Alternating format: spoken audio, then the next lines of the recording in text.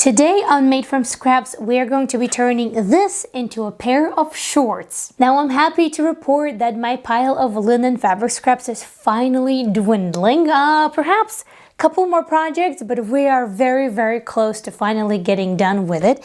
And today's color combination is white, blue, and a little bit of stripes, and it was all inspired by another scrap busting project that we did just recently together. And it might have seemed like a boring project at the very beginning because all we were doing, we were creating a kitchen towel, but once I put these together, I was like, you know what, I really love the color combination, so perhaps I would like to see that in a garment as well. So that's exactly what we're doing today. Now, a beautiful thing about a project like a pair of shorts is that it really doesn't take a ton of fabric. Now, of course, it all does depend on what kind of shorts, the design, and whatnot, but the kind that I'm making today really doesn't take much, which is great because I really don't have a lot.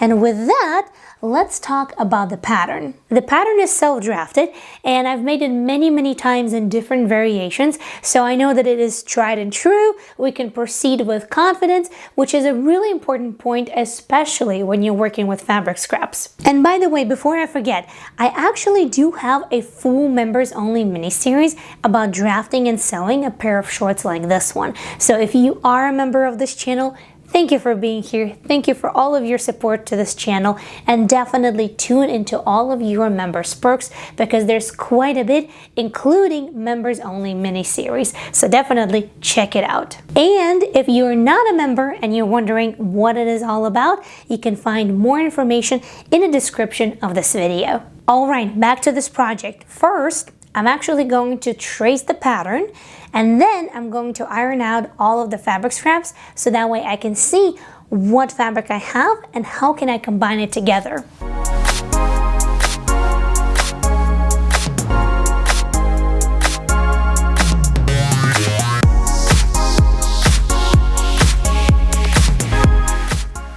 All of the fabric scraps that I'm working with today are 100% linen, they're woven, so no stretch to them whatsoever. And as you can see, some of them are, I would say, medium size or so, and some of them are quite small. So we're definitely going to see how this is going to work out.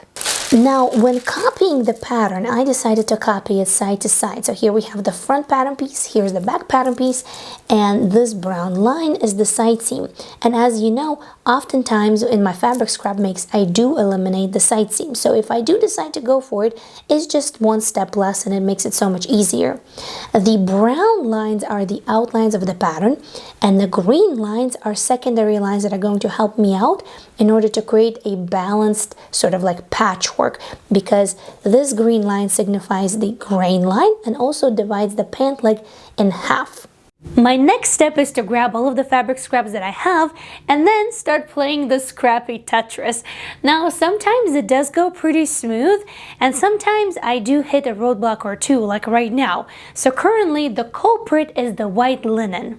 The issue with white here is that it isn't completely opaque, so I don't necessarily want to place it in the areas where you will be able to see undergarments. On the other hand, I could solve it by lining it with something, so that's something to consider.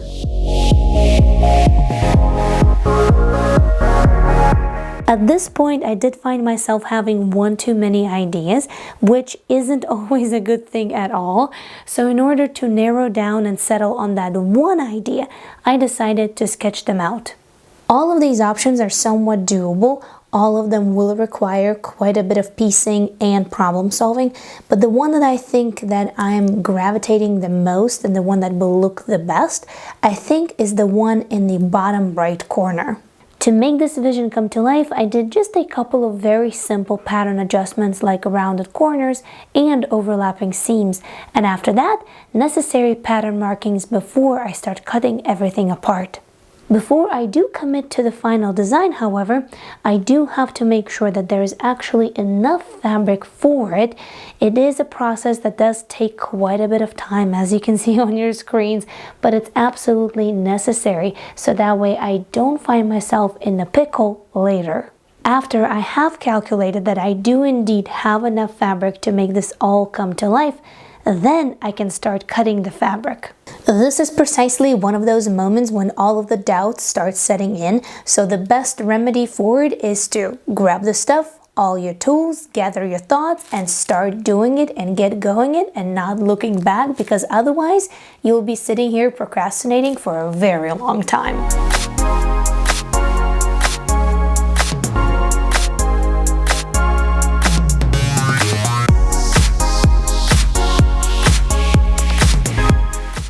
Now here I decided to make the white linen work by lining it with a really lightweight cotton voile, so that way it would add some opacity to it, but it's not going to make the pattern pieces or the garment itself really heavy. Now this cotton voile is actually a leftover from another sewing project. You haven't seen it just yet, so you're getting a little bit of a sneak peek. It is actually from an upcoming new series called Hack My Clothes, and in that episode I took a ready-to-wear skirt and then I hacked it into a pair of pants. So the lining was left over, and this is a great project where we can use it up. To keep the white linen pattern pieces and the lining together, I decided to quilt them. At first though, I went for a blue variegated thread because I thought that, it's gonna tie in nicely with the rest of the blues of the project. But after doing just about 3 lines, I decided it doesn't really look as great as I thought that it would, so I went for white. So it's barely noticeable, but it's there. The striped fabric is the one that I have the least, and by my calculations it is just about enough to do the waistband, the back pockets, and 2 inserts for the front pockets. I think it's actually going to be that perfect amount of stripe detail in this garment, plus it's going to bridge the white and the blue all together.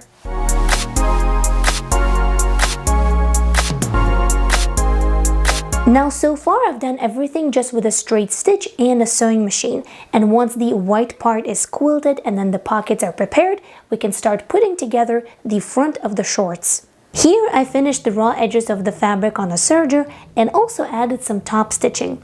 And you can see how the pattern piece looks from the wrong side, from the inside of the garment with the pocket and everything. And then if we flip it, you will see the right side of the garment. The back pattern piece turned out to be even more challenging because I couldn't cut out one of the blocks out of a full fabric scrap. That was the blue one. Instead, I had to piece it together. So here I am looking for the long enough fabric scrap on a correct grain, so that way I can put it all together, and hoping and crossing my fingers that it's actually going to look all right. Luckily, the blue linen that I'm using isn't a solid blue, so it hides stitches really well and it doesn't draw attention to them. I do wish that I was able to make the blue just a little bit wider, maybe just by ½ an inch or so, but it's not always possible when you work with fabric scraps, so I think this is going to have to do. Once the back pattern piece is assembled and the front is ready, we can sew them together at the inseam. Once the inseam is done, because of the design of these shorts, now I have to take care of the bottom. To finish the hem of the shorts, I really want to do a beautiful trim with bias binding all the way around and up the curve, preferably out of that striped linen, so that way it sort of like ties everything together, at least in my mind. The problem, however, is that there's no way that I can cut bias binding out of the striped linen that I have left, because there's just enough, there's like quite literally just enough for the waistband, and that's about it. I do, however, have in mind another solution, so let me walk you through it. I do have a larger remnant of this cotton linen blend in stripe as well. It's the same fabric remnant that I used to create my scrappy towels. Now the thing is that it's a different fabric blend, it's also a different thickness, and the stripe is different, not to mention the color. So the blue here isn't the exact match as the blue that I'm using for the entire shorts. But I'm thinking, you know what? The bias binding is going to be quite narrow and it's going to be on the bottom of the shorts. So perhaps it's not going to be that visible and I can get away with that. So for the lack of better option, I decided to stick with this plan.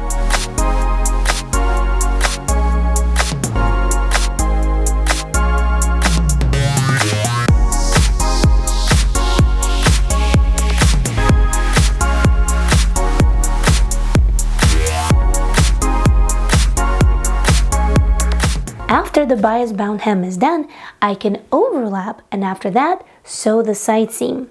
Now the crotch seam can be done once both of the pant legs have been completed and are ready to be connected. As the last major step, all I have to do is to attach the waistband and elastic, and as the last minor step, I took some of the remaining fabric scraps and turned them into a tie to insert inside of the waistband. Alright, I think it's time. Let's take a look at the final result.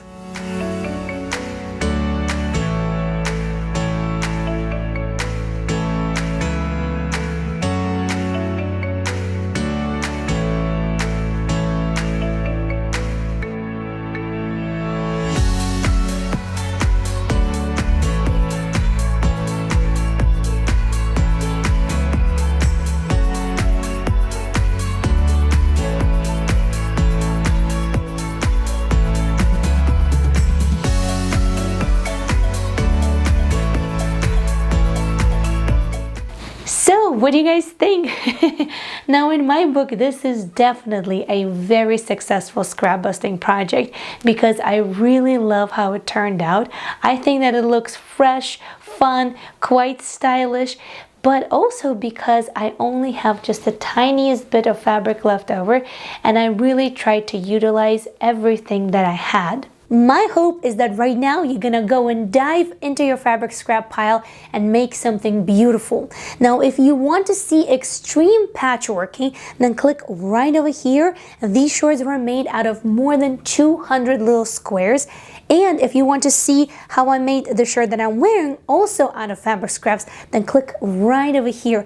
Thank you so much for watching. Until next time, happy scrappy sewing. I'll see you soon. Bye!